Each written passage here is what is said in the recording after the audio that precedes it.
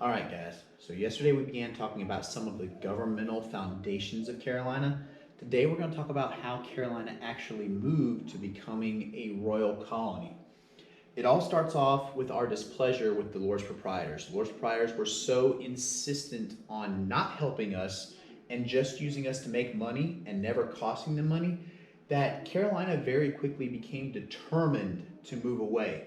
Lord Ashley and all the other original Lords Proprietors are all dead and gone. We've moved on to a whole new group of proprietors. Remember, proprietor just means owner. They are the people that own Carolina. They have ignored our cries for help against the Spanish, against the natives, against pirates. And so we are desperate for assistance. We are desperate for protection. By this time period, most other colonies have gone to being a royal colony. They've moved from joint stock controlled companies, from being owned by them to, or from even us, where we're owned by a group of proprietors, to being owned specifically and controlled by Parliament and the King. So most of their governments have changed. Ours has changed as well. We've moved to now a bicameral legislature. The word bicameral is a vocabulary word. Bicameral simply means two houses. Kind of like today we have the House of Representatives and the Senate. That's kind of what that is. It's bicameral, two houses, two groups to vote on an issue. The Goose Creek Men, they are the ones that lead the movement to become a royal colony. They are wealthy, they are elite, they have power. And we want to be ruled by the British government, but not everybody wanted to become a royal colony. Merchants definitely don't want to become a royal colony. They don't want to be paid in paper money. Paper money is legal tender. Legal tender is another vocabulary word. Legal tender simply means money that is valuable because the government says it's valuable. It's kind of like our money today. It all has this written on it. This note is legal tender for all debts, public and private. It means technically our money is worthless. But the government says by law it is worth that much, so it is. Technically, it's just a piece of fabric. It's not paper, it's fabric. The problem with legal tender is inflation happens with it very, very easily. Inflation is another vocabulary word. Inflation means prices go up, but the value of money goes down. So prices go up, but the value of money goes down. That's when our money becomes worth less. Instead of $2 to buy a gallon of gas, it takes $3 to buy a gallon of gas. Inflation has happened. Planners want this because it's easier to pay off debt when inflation happens. Merchants want to be paid in cash. Cash isn't like legal tender. Here's the definition for cash. Cash is money that is valuable because of what it is made out of. The reason why they want to be paid in cash is they never have to worry about if their money's value is going to go down, because it's pretty much always going to go up. So merchants are against becoming a royal colony. Well, in 1719, there became rumors spreading about the Spanish going to attack. Now, honestly, a lot of people think that the Goose Creek Men were spreading that rumor themselves to try and cause this change to happen. And they drafted a document called the Association. The Association is just a piece of paper.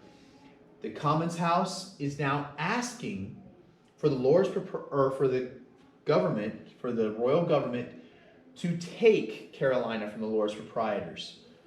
The planners asked Governor Johnson to agree to this, and even though he agrees to it in principle, he has been hired by the Lords Proprietors, so he refuses to go against his employers and simply just quits and goes back to England, wanting nothing to do with the rebellion. In December of 1719, the Commons House elects a provisional government. Provisional is another vocabulary word. Provisional means temporary.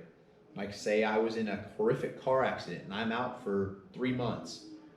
You guys would have a provisional teacher until I'm able to come back, a temporary one. So South Carolina asked the Board of Trade to make South Carolina a royal colony. And effectively, we separate ourselves from North Carolina at that point. North and South Carolina become separate colonies in 1719. The Board of Trade does want South Carolina. Britain does want to own South Carolina because we're very valuable. However, the Magna Carta says the king has to obey the law, so the king can't just take us. He has to buy us. And he starts to go through the process with the Lords Proprietors of buying South Carolina. And we are bought. In 1729, we become a royal colony in that year. 7 out of 8 of the Lords Proprietors buy Carolina. Lord Granville is the only one who refuses to sell his shares of Carolina. And so he's just given a very large portion of the state that he would own. It still becomes royal. It's just he gets this huge portion of land. So in 1729, the Privy Council names Robert Johnson as the new royal governor. He sells his land in Britain, moves back to Charlestown. Johnson has a lot of problems to face, though. He has 3 major problems. First major problem, no taxes have been collected in 4 years in Carolina, in South Carolina. So our government is completely broke. Second problem, there are more slaves than free white people. It has nothing to do about race. It has to do about rebellion. They are deathly afraid there is going to be another rebellion like the Stono Rebellion. And the third, the coastal area is open to attack. Now, I don't mean open to attack from the coast. I mean open to attack like this. So if we're drawing South Carolina over here,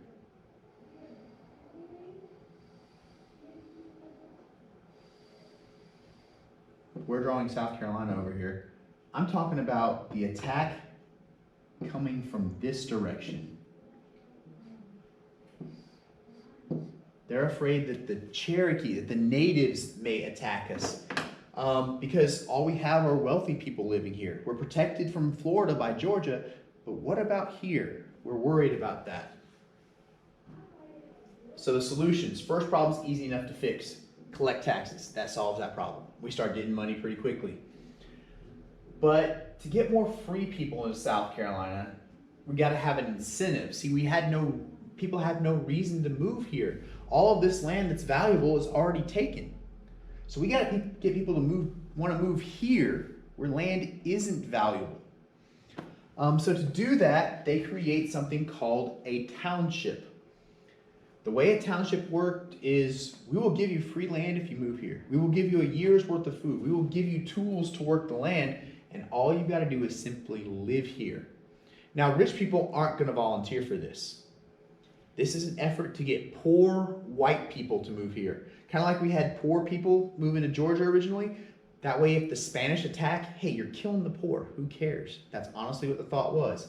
It's the same thing here. We want to get poor white people to move here. So if the natives do decide to attack, you got to get through all the poor people before you get to anybody that's rich. You got to kill the poor people first. So basically, the township system works as a bribe. Move here. We give you land. Each township is settled by people of different cultures from Europe. We have Germans. The area that we live in today would have been called the New Windsor Township. That's why we have Windsor jewelers in this area. So it's trying to get all these people to move back here. We have Scots, Irish, Germans, all sorts of different groups. The township idea was not a complete success. 3 of the settlements failed. Purrysburg, Kingston, and Queensboro all failed. But the others work. Problem is the government can't force people to move where they don't want to. And so the township idea, they begin to move outside of the lines of where they're supposed to be, but the population of the backcountry does triple in a period of 30 years. So it was a huge success. The white population does definitely grow. The problem is the people that are moving there are uncivilized, or they are seen as uncivilized. They are uneducated, and the rich don't like them. And because of that, they're not given as much power in the assembly. They're not given as much say in the government. The problem with more settlers moving into the backcountry is the Cherokee lived there. We have made agreements with them. And so now they're being forced out of land. And so we signed an agreement with them. We signed another treaty with the Cherokee. The treaty with the Cherokee that we signed sets a precedent, though. A precedent. The word precedent means you know what is going to happen, because it has happened before. The key word in that is the word proceed. All right, it means to come before. Not proceed, precede. It means it's what happened before. So you know what's going to happen because it has happened before. This precedent is the way the king views us. See, all of these are points of view. If you look at it one way, you got an old lady. Here's her nose right here. You've got her chin down here. There's her lips. You got her eye right there. But if you look at it another way, it's a young lady. She's facing that way. There's a choker collar right there. Her ears right there. Her nose, you can barely see it right there. This is her jawline going down, and her chin's right here. This word right here, easy to see. It's the word good. Unless I do this, and then it turns to evil. And right here you see a skull. Unless I do this, and then you see a woman looking in a mirror with a whole bunch of things of perfume. Perspective makes a huge difference. Point of view makes a huge difference. And the king viewed the Cherokee in a different point of view than they viewed him. The king views them as subjects, while they view him as an ally. So he sees them as servants while they view him as a friend, and that could create a very, very big problem. In 1755, Governor James Glenn makes a treaty with them called the Treaty of Saluda Old Town. And if you ever drive through Saluda, this is a mural painted on one of the walls right off of the main street. The treaty basically said the Cherokee are going to give up a huge portion of their land and move back farther into the upcountry. And in return, the British are going to build 2 forts as a promise to protect the Cherokee. So Cherokee are giving up a ton of land, but the British are building 2 forts to protect the Cherokee from the settlers. Groups of militia are formed called Rangers, and they are sent out to Keowee, which was a Cherokee village, and they build Fort George, fulfilling half of the promise.